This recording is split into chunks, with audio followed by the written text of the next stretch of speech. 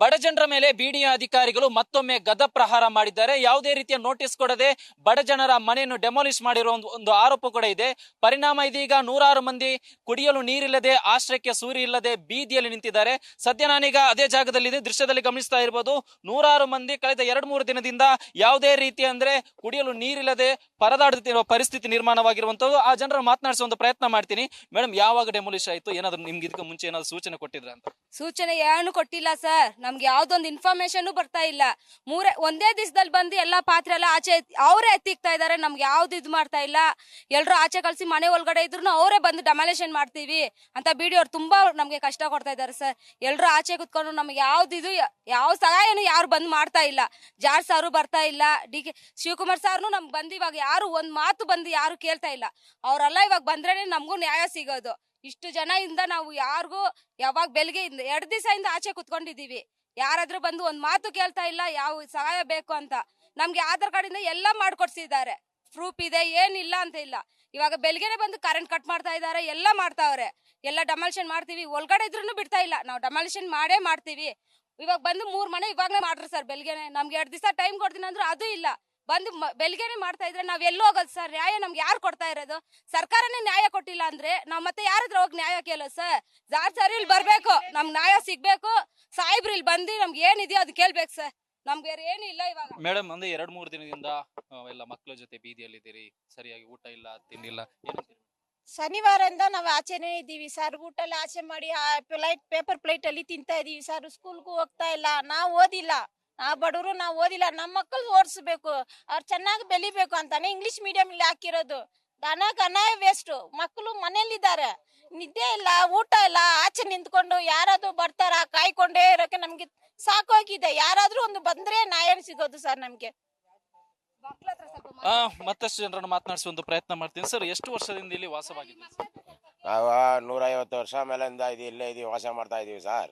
ಇದು ಲ್ಯಾಂಡ್ ಟ್ರಿಮ್ನಲ್ಲೇ ಆಗಿರೋದು. ನಮಗೆ ನಮ್ಮ ತಾತನಿಗೆ ಆಗಿರೋದು. ನಮ್ಮ ತಾತ ತಿರೋದ್ರು, ನಮ್ಮ ಅಪ್ಪ ಹೆಸರು, ನಮ್ಮ ತಂದೆ ಎಲ್ಲ ತಿರೋಗ್ಬಿಟ್ರು. ಇರೋದು ಒಬ್ಬರು ಚಿಕ್ಕವರು, ಲಾಸ್ಟ್ ಅವರೇ ಇರೋದು. ನಾವೆಲ್ಲ ಅವ್ರ ಮೊಮ್ಮಕ್ಕಳು ನಾವೆಲ್ಲ.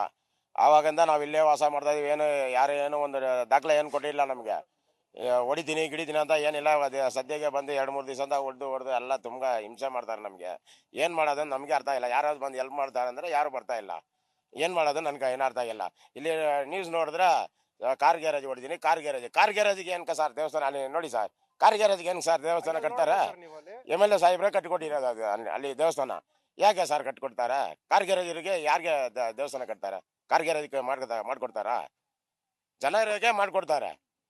ಅಂದ್ರೆ ಬಿಡಿ ಅಧಿಕಾರಿ ಯಾವುದೇ ರೀತಿ ಮುನ್ಸೂಚನೆ ಕೊಡದೆ ಏಕಾಏಕಿ ತೆರವು ಮಾಡಿದ್ರಿಂದ ಇವತ್ತು ನೂರಾರು ಜನ ಬೀದಿಗೆ ಬಿದ್ದಿರುವಂತದ್ದು. ಮುಖ್ಯವಾಗಿ ಮಕ್ಕಳು ಕೂಡ ಇವತ್ತು ಹಸಿವಿನಿಂದ ಬಲುವಂತ ಪರಿಸ್ಥಿತಿ ನಿರ್ಮಾಣವಾಗಿರುವಂತದ್ದು. ಸದ್ಯ ಮಕ್ಕಳನ್ನು ಮಾತನಾಡಿಸುವಂತ ಪ್ರಯತ್ನ ಮಾಡ್ತೀನಿ. ಸರ್, ನಾವು 4 ದಿವಸದಿಂದ ಹೊರಗಡೆ ಇದೀವಿ ಸರ್. ನಮ್ ಶನಿವಾರ ಬೆಳಿಗ್ಗೆ ಬಂದು ಹೊಡೆದಿದ್ದು, ಅವಾಗಿಂದ ನಾವು ಹೊರಗಡೆ ಇದೀವಿ.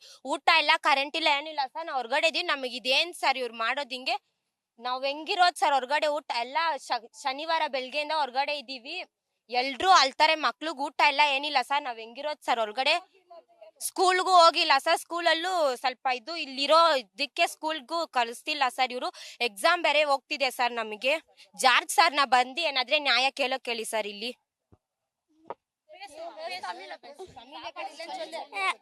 வீட்டுல சாப்பாடு இல்ல, ஸ்கூல் இங்கதான் பக்கத்துல இருக்குது.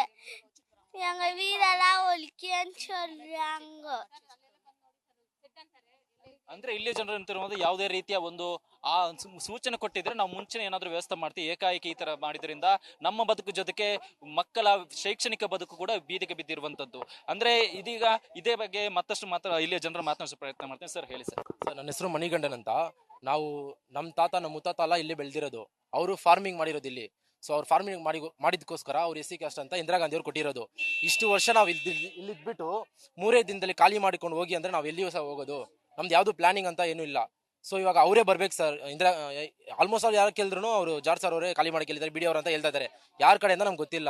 ಸೊ ನಾವು ಅಲ್ಲಿ ಅವ್ರನ್ನ ಮೀಟ್ ಮಾಡಕ್ ಹೋದ್ರು ಅವ್ರು ಬರ್ತಾ ಇಲ್ಲ, ಏನೂ ಇಲ್ಲ. ಅವ್ರು ಊರಿಗೆ ಹೋಗಿದ್ದಾರೆ ನ್ಯೂ ಇಯರ್ ಅಂತ. ಜಾರ್ಜ್ ಸರ್ ಬರ್ಬೇಕು, ನ್ಯಾಯ ಒದಗಿಸ್ಬೇಕು. ಸೊ ಇವಾಗ ಹೆಂಗೆ ಹೇಳೋದು ಸರ್? ಅಲ್ಲಿ ನೋಡಿ ಜಾರ್ಜ್ ಸರ್ ಫೋಟೋ ಕೊಡ್ಬಾ? ಅದೇ ಸರ್ ಆಲ್ರೆಡಿ ಇಲ್ಲಿ ಬಂದ್ಬಿಟ್ಟು ಜಾರ್ಜ್ ಸರ್ ಅಲ್ಲಿ ಒಂಟಿ ಮನೆ ಎಲ್ಲ ಕಟ್ಕೊಟ್ಟಿದ್ದಾರೆ. ನಾವು ಇಲ್ಲಿ ಇರೋದಕ್ಕೆ ಅವರೇ ಜಾಸ್ತಿ ಸಹಾಯ ಮಾಡಿದ್ದು. ಈ ಟೈಮಲ್ಲಿ ಅವ್ರು ನಮಗೆ ಸಹಾಯ ಮಾಡಿಲ್ಲ ಅಂದ್ರೆ ಇಲ್ಲಿರೋ ಬಡ ಜನ ಎಲ್ಲ ಬೀದಿ ಪಾಲಾಗ್ಬೇಕು ಸರ್. ಇದು ಬಂದ್ಬಿಟ್ಟು ಜಾರ್ಜ್ ಸರ್ ನಮಗೆ ಬಂದ್ಬಿಟ್ಟು ಏನಾದರೂ ಒಂದು ನ್ಯಾಯ ಒದಗಿಸ್ಕೊಡ್ಲೇಬೇಕಂತ ನಿಮ್ಮಂತ ವಿನಂತಿ ಮಾಡಿಕೊಳ್ತಾ ಇದ್ದೀವಿ. ಇಲ್ಲಿ ಇದ್ರಲ್ಲಿ ನೋಡಿ ಸರ್, ಜಾಯ್ ಸಾಹೇಬ್ರು ಕಟ್ಕೊಟ್ಟಿರುವಾಗ ದೇವಸ್ಥಾನ ಅವರೇ ಬಂದು ನಮ್ಗೆಲ್ಲ ಫೋಟೋ ತಗೊಂಡಿದ್ದಾರೆ. ಇವಿಷ್ಟು ಇಲ್ಲೇ ಜನರು ಹೇಳ್ತಿರುವಂತಹ ಮಾತು. ಕ್ಯಾಮರಾ ಪರ್ಸನ್ ಬೈರಸ್ ತಿಪ್ಟೂರ್ ಜೊತೆ ಸತ್ತಾರ್, news first Bengaluru. News first ನಿರ್ಭೀತಿಯಿಂದ ನಿಮ್ಮ ಪರವಾಗಿ.